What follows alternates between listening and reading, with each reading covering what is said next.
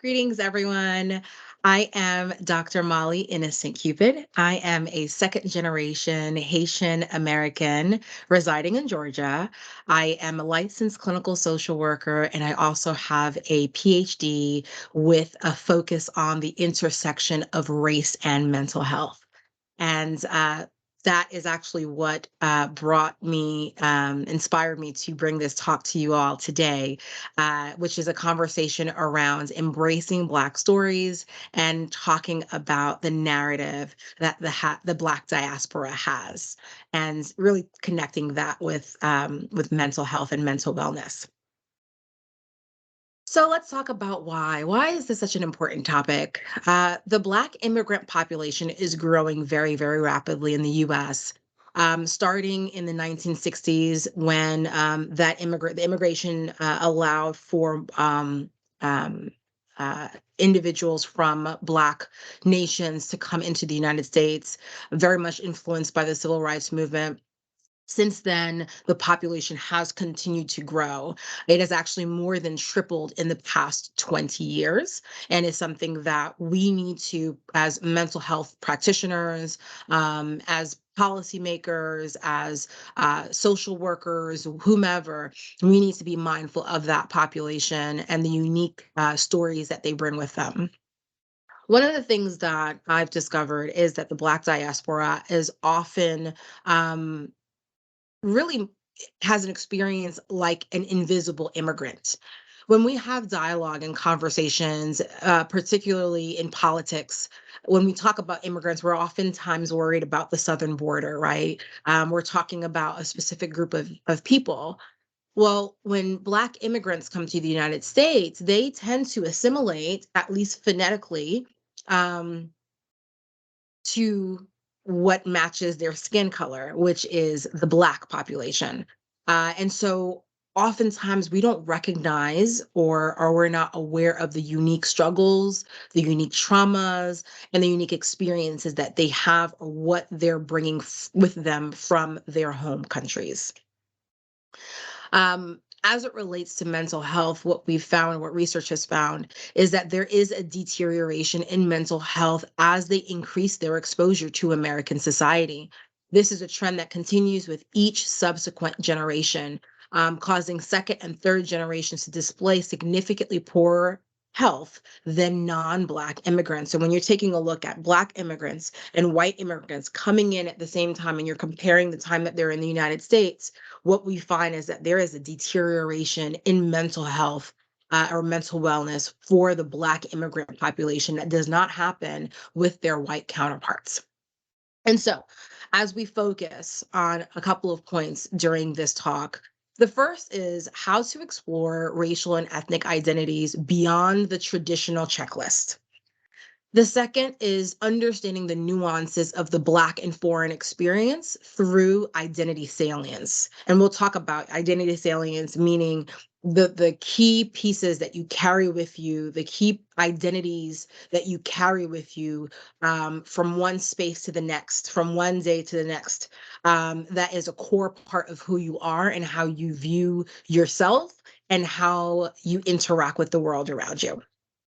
And the third is harnessing the power of ancestral or intergenerational narrative for strength-based interventions, and also just really to improve that cultural competence that allows us to better serve this population, which already may come with a lot of apprehension, a lot of stigma, and also likely just having different language to define or to describe their mental health experience or symptoms.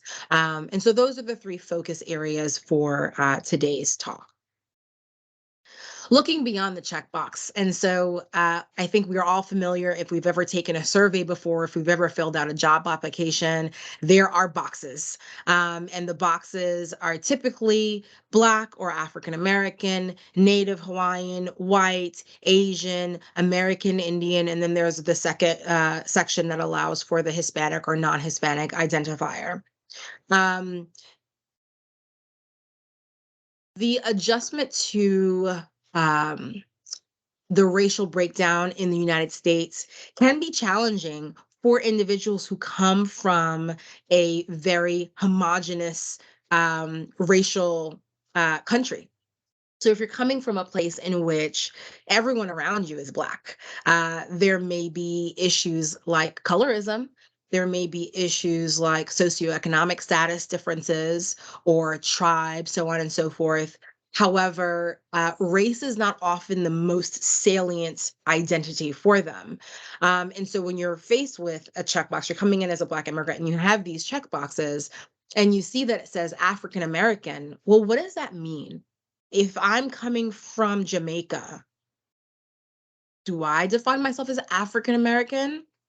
Or if I'm coming from um, uh, another Caribbean country, from Haiti, or if I'm coming from um, uh, South America, let's say I'm Brazilian, right? Does that count? Do I count as Black or African American? And so those are the things that, unfortunately, when you have those boxes, it can cause some confusion or uncertainty or just a lack of connection to what that box means. Um, and so I've had in my research that I'll speak a little bit about individuals who say, yes, I identify as Black. So if the box says Black, I'll select Black. But if the box only says African American, I won't select that because that is not aligned with how I view myself. So be mindful of some of the rigidity that comes up with those checkboxes. A question that you may ask during the intake process or the first couple of sessions is to allow it to be open-ended, go beyond the boxes, and to say, tell me a little bit about your heritage and your background. Allow them an opportunity to speak about their place of origin. Um, where do they consider home, or where was home before they came here? Maybe where was home for your parents? Um, what languages do you speak at home? Is English your primary language? Do you speak French? Do you speak Creole? Do you speak Spanish? Um, and which generation are you? Are you first generation, second generation, third generation? It's interesting. Some folks really do hold on to their ethnic identity. I think of Italians as a perfect example of, hey, I'm Italian. And that is who I am. That is a core part of my identity. And it may have been, I may be 4 or 5 generations in, but that is a core part of who I am. And so really just being able to allow them the opportunity to expand upon their own ethnic identity lets you lean into their unique cultural experience and what is important to them. Also, you may dive into food and customs as well. Any opportunity to allow you to operate from more of a cultural competent lens. And then what language do they use to identify themselves? What language do they use when they describe their own culture so that you can mirror that and allow for that client who is likely hesitant to start services, who is likely a little bit apprehensive, to feel a sense of trust and a sense of understanding. Beyond, again, those check boxes at the beginning of an intake. Another question that you may ask is, when people ask, where are you from? How would you typically answer? Where is home for you, as I mentioned? And then what language is used to describe things like anxiety and depression in your culture? That also opens the door for you to meet that client where they are and connect with them from a shared language. I know that we've learned there is a term that is unfortunately escaping me at the moment, that is oftentimes used, ataque de nervios. It's a term that is used in the Hispanic or Latino culture to describe anxiety. What language do they use, right? Are they speaking more so from the physiological manifestations of anxiety or depression, or is it something that emerges as a result of bad dreams or things like that? So again, leaning into that allows you to be in the best position as a therapist to understand and support them in their treatment. Just to expand a little bit on the experience of a Black immigrant coming into the United States and just simply not familiar with the American racial hierarchy, I'll just read these to you. And these are 2 actual individuals who I interviewed a couple of years back during my research. First is Isabel, age 28. She stated, when I was learning about MLK for the first time, I was like, what is this? I'm different now? Like, what? So that was weird. I think that one of the first things I remember, like, okay, there's a difference in being Black here and being Black in Haiti. So, what is this dream? And what is this speech that everyone had to learn about? Because it's such a monumental thing here, living in the US as a Black American. And I thought it was weird because I just thought everybody was the same. It was not common to divide people. And so that was her experience. And as a matter of fact, I believe she was in the third or fourth grade when she came to this awareness of the racial dynamic in the United States. Another quote here says, I think that was where I realized my Blackness was because in Georgia, when you're from somewhere else, it's kind of like you're an export already. And to put on top of that, you're Haitian. It's like you have Black people saying that you were different from them because you were a different race, but we're all Black. So that made me say, okay, what's so different about who I am that makes you Black, but not me? It's like Black experience is labeled for you because you're not from here. Like it's labeled that you're not Black enough. And so these individuals coming into a new culture really have a identity negotiation that they have to go through to understand, am I Black? Um, and if I am Black, am I Black enough? And that then colors the way in which they experience microaggressions, in the way they experience um, discrimination, outright racism, and dealing with some of those identity struggles does impact their overall mental well-being, right? Their ability to develop relationships and have social connections is all very much driven by your identity and your self-esteem related to that identity as well. And so as they're coming from a very homogenous country, um, and again, I will speak often about Haitian Americans because this is the research that I did. But when you take a look at multiple nations that are Black majority, there is an adjustment that has to take place and a reconciling and an understanding of who am I and where do I belong in this society. And that is again a unique experience. When they try to understand and define what is African American, what does it mean to be Black, what does the identity negotiation look like for them. And what I found is a lot of individuals tend to have a bicultural identity where they embrace both their Blackness, their Americanness, while also holding on to that ethnic identity, which is what ties them to home or their parents' home or their customs or their language and food, so on and so forth.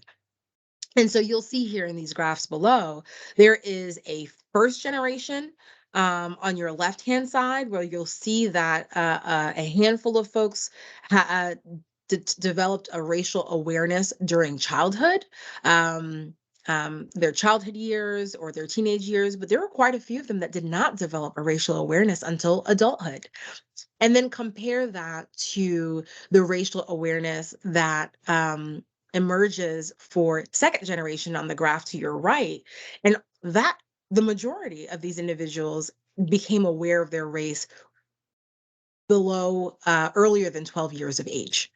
And so this is one of the factors that goes into play when you go back to the introduction of this talk and we talk about a deterioration of mental health, experiencing worse and worse outcomes or an increase in mental health symptoms for individuals generation after generation, we start to see here, just focusing on the identity work and the identity negotiation, that the racial awareness comes in earlier and earlier from one generation to the next. And if we talk about having that salient racial identity at an early age, depending on the environment that you're in, you then become more hyper aware of the racial dynamics in the United States. You become more aware of your hair if it's not good enough, or if it's not perceived as pretty enough, or the discrimination, or when you see the things that you see in the news or online, you start to become a little bit more sensitive and more attuned to those things. And as a result, your mental health suffers. You start to experience that deterioration. And so you're right, the bubbles I have there are other salient identities in interviewing Black immigrants, where they identified either gender as being the most salient identity, their ethnicity, their color, especially from their place of origin. A lot of countries dealing with colorism, with the fairer skin being more appealing. And socioeconomic status was a huge thing. You know, the amount of income, your ability to be employed, your ability to obtain an education. And what we find is a lot of individuals from Black immigrants, or individuals from Black countries, they have a very, very high value on achieving certain things, being highly educated, earning as much as they can earn, because from their lens, particularly from their country of origin, that is where the power lies. That is where you can climb the social ladder. And it becomes challenging when they find in the United States that even in accomplishing those things, you're still confronted with the discrimination that is embedded, and it is a systemic issue within this culture. So, what is their experience? And I've spoken to this already. We talked about having first generation individuals, Black Caribbeans in particular, having a lower prevalence rate in comparison to Black Caribbeans born in the United States.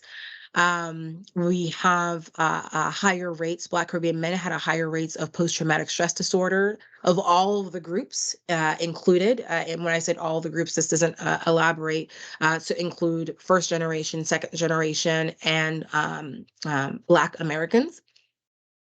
We also see that Black Caribbean immigrants who had lived in the United States fewer than 20 years consumed less alcohol and were less likely to use illegal drugs than compared with African Americans, right? The trend continues. And then we also have that Black immigrants often describe their mental health illness with psychosomatic symptoms, such as upset stomach or aches and pains throughout their body, so on and so forth. And unfortunately, what we know is that there is a huge amount of stigma for this population that makes it so that they don't want to seek help. They're not trusting of the mental health here in the United States, or treatment in the United States, partly because of their immigrant status, right? And not being certain that that won't be used against them, or if it will impact their ability to work, or if their rights will be stripped away. There is a lot of apprehension and fear around that, and there's also stigma as well. One of the things that I discovered in working and speaking with Black immigrants is the stories, and there seems to be just stories um, from themselves, if they are first generation, from their parents who came to this country, from their ancestors. And what I found to be really interesting is a lot of strength being pulled from the people that came before them, even if it's mom left everything behind, or dad left everything behind and came to a country where they didn't speak the language, and they made sure there was food on the table. And we might not have had all of the greatest, toys, and maybe Santa didn't visit, but they did their best, and because of them I can do more. um, Somewhat further back, to speak about their country's resilience, their country's independence, being able to speak from a place of pride and saying, this is where I come from. This is the blood that runs through my veins. And therefore, because of that, I can accomplish all things. They're also, because of the different countries that they come from, speak about propaganda and programming, and are able to a certain degree not it serves as a resilience factor in the sense that they are not personalizing some of the discrimination that they see, the systemic racism that they see where people are being unjustly incarcerated, when people are being pulled over and handcuffed, whatever it is, they recognize that there is a system. They recognize that there are things that play here because they know that it's happened in their own country of origin, but it serves as a protective factor because there is almost a degree of, well, that has no reflection on me, right? That is not a reflection on what I am able to do or what I am able to overcome. It's kind of like they're gonna do that, right? Those folks are going to try to do those things because they're going to continue to try to grab power because they don't have it. They don't recognize the strength that we have and the intelligence that we have, and so there is almost um, just a pride and a resilience that's there, because of their own experiences in their country of origin or in their parents' country of origin, where they've seen white supremacy at play and they can see it from afar and know not to absorb that into their own sense of self. So that identity, that core identity, really protects them in a way, as well as, of course, that history of oppression and being able to know how to navigate some of those narratives that are presented, particularly in the media, about Black individuals. There is also what I find a deep connection to their cultural roots, recognizing family, gender roles, customs, principles, things that they're able to hold on to that allow them to navigate difficult times, and to navigate when things are uncertain. They can kind of lean back on those things. Um, and then, as I mentioned before, there is a segmented assimilation, a bicultural identity in which they hold on to that ethnicity, and are able to have that as a resource, as a guide. There is a deep motivation to surpass their parents, to seize every opportunity that is presented. And there is also a reference to an ancestral debt, which is very similar to the t-shirts that I've seen, about, I am my ancestors' wildest dreams, in recognizing that my ancestors have gone through something and they have gone through so many struggles and they have overcome so much. And therefore, I am in a position in which I can do whatever it is that's facing me today. Right. And when you think about it, it really is also, it's not just identity, but it's also that sense, that locus of control, that sense that I have the autonomy to make a difference in my life. And I love this quote. This is Naomi Osaka, who is half Japanese, half Haitian. And yeah, I thought this was just, I was kind of surprised, where she mentioned, I would like to thank, this is after she had won something. And she said, I would like to thank my ancestors because every time I remember their blood runs through my veins, I am reminded that I cannot lose. And I mean, how powerful is that statement? And so I think in my research and in my surveys and conversations and in additional readings on this topic, I think one of the tools that we have at our disposal is leaning into that narrative. And we know and we recognize the power of narrative therapy, knowing that narrative therapy finds, there are significant improvements in psychological distress and emotional symptoms. It has been proven as an evidence-based practice. um, However, incorporating that Black diaspora lens. And I will say, yes, I've had conversations about Haitian Americans, again, related to my research, or just the Black diaspora as a whole. But this is something that can be applied to any Black or Brown or Indigenous person that has um, any connection to their parents or their grandparents, because there are stories that are told, that are passed on. We talk oftentimes about intergenerational traumas and breaking those intergenerational curses, as I've seen. And those may very well be very valid. However, this leaning into these narratives and recognizing, where do I come from? How did I define who I am today? Really puts us in a position to use it from a strength-based lens. Looking at Naomi Osaka's quote there, using who you are today through the lens of who your parents were and their parents before them, and where they came from and where they migrated from, and whatever their customs are, to be able to build, to expand, and to contextualize who I am, to then determine, how do I want to move forward? How do I redefine this for myself? How do I break, yes, those curses or chains, while also using it as an opportunity for resilience and leaning into the strengths that came before me, the people that poured into me, that I can then say, yes, I am my ancestors' wildest dreams.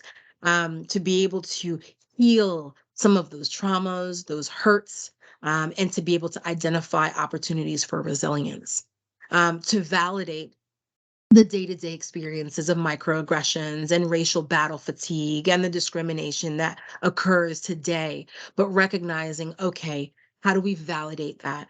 How do we recognize that that is very much a reality, while also recognizing opportunities to heal? And sometimes that means, yes, our ancestors wanted us to rest, and that taking a break and putting those burdens down is something that you are called to do.